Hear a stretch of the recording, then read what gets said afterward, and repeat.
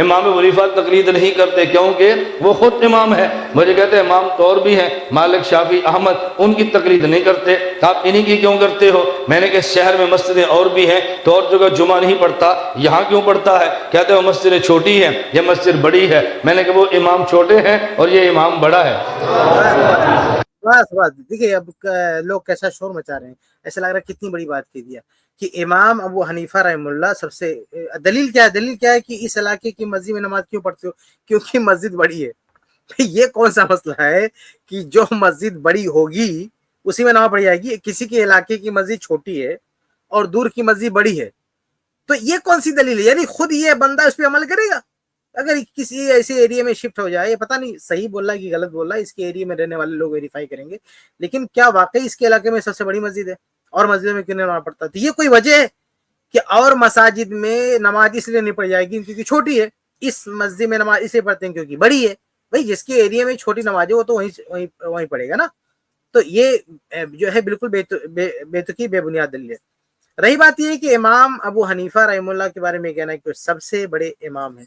سب سے بڑے کس اعتبار سے؟ بھائی عمر کے لحاظ سے کہیں، اس لحاظ سے کہیں کہ سب سے زمانے کے حساب سے تو ٹھیک ہے، لیکن علم کے لحاظ سے، قرآن و حدیث کی معرفت کے لحاظ سے تو بہت بڑا ظلم ہے، یہ بہت بڑی ناانصافی ہے کہ ائمہ اربعہ میں امام ابو حنیفہ رحمہ اللہ کے بارے میں کہہ دینا کہ وہ بہت بڑے امام تھے. وہ بہت بڑے امام تھے، لیکن سب کے یعنی امام شور، امام مالک، امام شافعی، سب کے سامنے سب کو ایک طرف کھڑا کر کے یہ کہہ دینا کہ یہ سب سے بڑے امام ہے، یہ بہت بڑی ناانصافی ہے. اچھا عجیب بات یہ ہے کہ مقلدین میں سے چاروں کے چاروں اپنے امام کے امام اعظم بولتے ہیں. یعنی جو حناف ہو امام حنیفہ رحمہ اللہ کے امام اعظم بولتے ہیں، اور جو ہے شافعی امام شافعی رحمہ اللہ کے امام اعظم بولتے ہیں. اور یہ بھی تو دیکھیں، اگر یہ تمام علماء کو ایک طرف رکھیں، کیا معاذ اللہ یہ مانیں گے کہ صحابہ کرام، صحابہ رضی اللہ تعالیٰ عنہم سے بھی بڑے امام ہیں؟ اگر واقعی بڑا مان کے تقلید کرنی ہے تو اس امت میں اللہ کے رسول صلی اللہ علیہ وسلم کے بعد ابو بکر صدیق رضی اللہ تعالیٰ عنہ سے بڑا کون ہے؟ ان سے کون بڑا بتائیے؟ آپ کو اگر بڑے ہونے کی وجہ سے تقلید کرنا ہے تو پھر تقلید ہونی چاہیے تھی ابو بکر صدیق رضی اللہ تعالیٰ عنہ کی. اچھا اس موقع پہ ان کے ایک بہانہ ہے، یہ بہت چوچلے بازی کرتے ہیں لوگ مقلدین. یہ کیا کرتے ہیں؟ یہ کہتے ہیں کہ ابو بکر صدیق رضی اللہ تعالیٰ عنہ کی فقہ مدون نہیں ہے، ان کے فتاوی مدون نہیں ہے. یا ہم جب کہتے ہیں نا کہ عمر فاروق رضی اللہ تعالیٰ عنہ کی تقلید کیوں نہیں کرتے، کہتے ہیں ان کے فتاوی مدون نہیں. ٹھیک ہے، کسی زمانے میں تھا، اکٹھا نہیں ہے. کسی زمانے میں تو امام حنیفہ رحمہ اللہ کے فتاوی بھی مدون نہیں تھے. کسی زمانے میں تو امام صاحب کے بھی تو فتاوی ایک جگہ نہیں تھے نا. تو آج کے دور میں تو بڑے بڑے صحابہ کرام کے سارے فتاوی ایک ساتھ جمع کر دیے گئے. بھائی آثار صحابہ جمع کر دیے گئے، کتابیں اب یہ کہنے کی کوئی گنجائش نہیں ہے کہ صحابہ کرام کے فتاوی مدون نہیں. اب مدون ہو چکے ہیں، اب یکجا کر دیے گئے ہیں. جتنے بھی مفتیان صحابہ تھے، فتویٰ دینے والے صحابہ تھے، آج ان سارے فتاووں کو اکٹھا کر دیا گیا. اس لیے آج تو یہ نہیں کہہ سکتے کہ ان صحابہ کرام کے فتاوی ریکارڈ میں نہیں ہے. تو اگر بڑا کی وجہ سے تقلید آپ کو کرنی ہے تو آپ کو خلیفہ اول ابو بکر صدیق رضی اللہ تعالیٰ کی تقلید کرنی چاہیے، عمر فاروق رضی اللہ تعالیٰ کی تقلید کرنی چاہیے، خلفائے اربعہ، یہ بھی چاروں خلیفہ، چار، وہاں بھی چار کی گنتی ہے، ان چاروں میں سے کم سے کم کسی ایک کی تقلید کرتے ہیں. لیکن آپ نے صحابہ کرام کیوں چھوڑ دیا؟ آپ مثال دیتے ہو کہ بڑی مسجد ہے اس لیے ہم یہاں نماز پڑھتا ہے، تو جو سب سے بڑے عالم صحابہ ہیں آپ ان کی تقلید کرو نا، ان کی تقلید آپ نے کیوں چھوڑ دیا؟ تو بہرحال یہ بہت ہی بیتکی مثال ہے کہ جو سب سے بڑی مسجد ہے اس میں نماز پڑھی جائے گی، کسی کے ایریا میں سب سے چھوٹی مسجد ہے وہاں نماز نہیں پڑے گا، وہاں نماز نہیں پڑے گا. اور تقلید کا بھی مسئلہ دیکھیے، اگر ان کی یہ کہنا چاہتے ہیں نا کہ ایک آدمی جاہل ہے، اس کو کچھ نہیں پتا ہے، ہاں تو وہ کہاں سے علم سے؟ کبھی کبھی کہتے ہیں اگر تھوڑی دیر کے مان لو یہ دلیل ان کی، تو بتائیے کہ اگر ایک آدمی کسی ایسی ایریا میں رہ رہا ہے، ایسے علاقے میں رہ رہا ہے جہاں کوئی چھوٹا عالم ہے، ہاں تو کیا کہیں گے کہ وہ اس کی تقلید نہیں کر سکتا؟ یعنی وہ ڈھونڈے پوری دنیا میں سب سے بڑا کون ہے، اس کی جو ہے جا کے آپ تقلید کریں گے. اور پھر یہ کس نے لاک کر دیا؟ امام حنیفہ رحمہ اللہ سے پہلے کوئی بڑا نہیں اور بعد میں کوئی بڑا نہیں. یہ کس نے کہاں سے وہی آ گئی کہ امام حنیفہ رحمہ اللہ کے بعد ان سے بڑا عالم کوئی نہیں پیدا ہوا؟ امام ابن تیمیہ رحمہ اللہ امام حنیفہ سے بڑے عالم ہیں.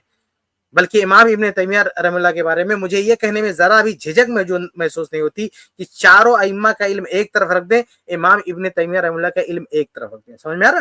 اگر آپ کو تقلید کرنی ہے ان سے پہلے جائیں تو ہم کہیں گے آپ صحابہ کرام کی تقلید کیجیے، وہ ان سے بڑے تھے. اور اگر بعد کی بات کریں تو ابن تیمیہ رحمہ اللہ نہ صرف امام ابو حنیفہ رحمہ اللہ کے مقابلے میں زیادہ علم رکھتے ہیں، بلکہ چاروں ائمہ کا علم ایک طرف رکھ دیں، ابن تیمیہ رحمہ اللہ کی طرف ایک طرف رکھتے ہیں. اللہ کے فضل و کرم سے ابن تیمیہ رحمہ اللہ کا علم چاروں اماموں پر بھاری ہے. آگے تو بھیجیے قادری صاحب. اور ایک بات بتا دوں کہ ہم لوگ ابن تیمیہ رحمہ اللہ کی بھی تقلید نہیں کرتے ہیں. جیسے ہوتا ہے نا کہ کوئی وہ لوگ بندھے ہوئے ہیں کہ ہم ان کی تقلید کر رہے ہیں, ان کو ماننا پڑے گا. ہم لوگ تقلید نہیں کرتے ہیں ابن تیمیہ رحمہ اللہ کی. اور ایسے بعض مسائل میں علماء کرام نے پوائنٹ آؤٹ کیا ہے کہ یہاں پہ ابن تیمیہ رحمہ اللہ سے انسان تھے, کہیں بھول ہو ہی سکتی ہے, تو کوئی چیز میں کسی مسئلے میں ایسی بات بتائی گئی ہے, تو وہاں پہ ہم کس چیز سے بندھے ہوئے ہیں؟ ہم لوگ قرآن و سنت سے بندھے ہوئے ہیں. تو یہ بات بھی واضح رکھنا ضروری ہے, یعنی کہ فرق ہم میں اور تقلید کرنے والوں میں. جی اچھا, علامہ ابن تیمیہ ہی نہیں, ہمارے بہت سے اکابر علماء, بڑے بڑے علماء, میں نام نہیں لوں گا نہیں اس کا غلط استعمال ہوگا, تو ہمارے بہت اجلہ بڑے بڑے علماء جن کے ہم بار بار حوالے دیتے ہیں, جن کی شروحات ہم پڑھتے ہیں, جن کی کتابیں پڑھتے ہیں, لیکن بعض چیزوں میں ان سے غلطی ہوئی ہے, بعض چیزوں میں ان سے تسامح ہوا ہے, ہم اس کو نہیں لیتے. میں جو ہے بہت متاثر ہیں, بہت بعد کے ہیں, ان کا نام جو ہندوستان کے, ان کا نام لے لیتا ہوں, علامہ ثناء اللہ امرتسری رحمۃ اللہ علیہ. اب علامہ ثناء اللہ امرتسری رحمۃ اللہ علیہ کی ایک کتاب ابھی جلدی ہی میری نظر سے گزری ہے. انہوں نے صفات کے مسئلے میں جو اہل حدیث کا مسلک ہے باقاعدہ اس پہ نقد کیا, اس پہ تنقید کی ہے. تو اب اس کا مطلب کیا ہوا کہ علامہ ثناء اللہ امرتسری نے اگر کوئی بات جو اہل حدیث مسلک کے خلاف ہے اگر وہ ذکر کرتی ہے تو ہم ان کے مقلد ہیں, جو آپ ان کو پیش کریں گے اور کہیں گے انہوں نے اس کو ذکر کیا ہے تو ہم اس کو مان لیں گے, جیسا کہ زید بھائی نے کہا کہ میں علامہ ابن تیمیہ کے مقلد نہیں ہیں. تو اصل میں ہمارے پاس ایک منہج ہے, وہ منہج ہے قرآن و سنت کا, اور قرآن و سنت کو سمجھنا فہم سلف کی روشنی میں, یہ ہمارا منہج ہے. اب اس منہج پہ ہم تولتے ہیں, اگر ہمارے کسی عالم کی کوئی بات اس منہج کے برعکس جاتی ہے تو ہم اس کو چھوڑ دیتے ہیں. تو اگر آپ لے بھی آئیں, پہلی بات تو یہ بہت ممکن نہیں ہے, لیکن آپ ابن تیمیہ رحمۃ اللہ علیہ کی کوئی بات ایسی لے بھی آئیں تو پھر وہ بات ثابت نہیں کر سکتے جو کہنا چاہتے ہیں. علامہ امام ابن تیمیہ رحمہ اللہ کے بارے میں یہ کہنا کہ وہ فقہ حنبلی لے کے چلتے تھے, بالکل غلط بات ہے, بالکل ہی غلط بات ہے, رانگ بات ہے.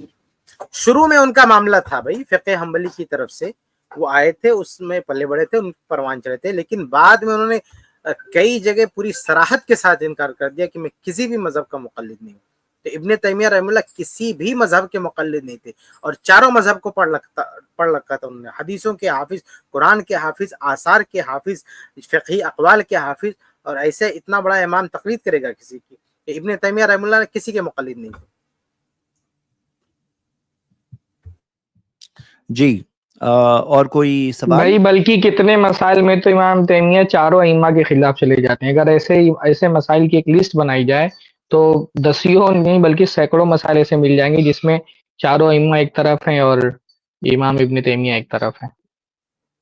ٹھیک ہے, بلکہ کچھ لوگوں نے کتابیں بھی لکھی ہیں, یعنی اس ٹاپک پہ کتابیں بھی موجود ہیں کہ ابن تیمیہ رحمہ اللہ نے ائمہ اربعہ جن پر اتفاق کیا ہے ان مسائل میں ائمہ اربعہ کے خلاف ہو گئے ہیں. ایسی کتابیں بھی موجود ہیں, میری طلاق والی کتاب میں شاید حوالے بھی ہیں ایسی کتابوں کے.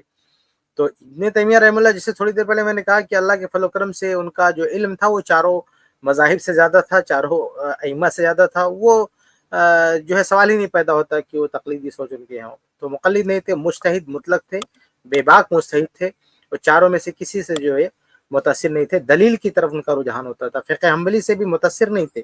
ایسا نہیں تھا کہ فقہ حنبلی میں کچھ بات آ گئی ہے تو اس کو مان لیا. ابھی جیسے بعض کے فقہ حنابلہ نا کیسے رکوع کے بعد ہاتھ باندھتے ہیں, کیونکہ امام احمد بن حنبل رحمہ اللہ نے وہ کہہ دیا کہ اگر کوئی باندھ لے تو چل جائے گا. ابن تیمیہ رحمہ اللہ نے بہت ہی صراحت کے ساتھ کہہ دیا, سنت سے اس کا کوئی ثبوت نہیں ہے.